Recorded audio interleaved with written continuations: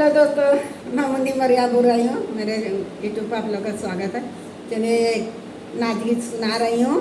आप लोग को पसंद आया तो कमेंट में जरूर बताना कि गाना कैसा है। चलिए सुना रही हूँ। पायल बजनू लेके का होइए राजा, पायल बजनी लेके का होइए राजा, पायल बजनी लेके का होइए राजा, पायल बजनू लेके का होइए राजा।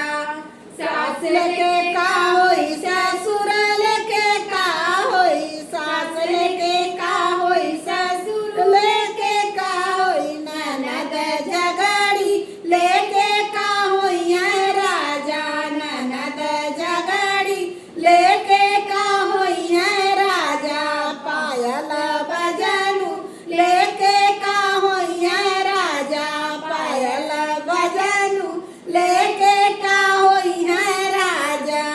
जेठ लेके का होई जेठान लेके का होई, जेठ लेके का होई जेठान लेके का होई, ननद झगड़ी लेके का होइए राजा, ननद झगड़ी लेके का होइए राजा, पायल बजनू लेके का होइए राजा, पायल बजनू लेके का होइए राजा।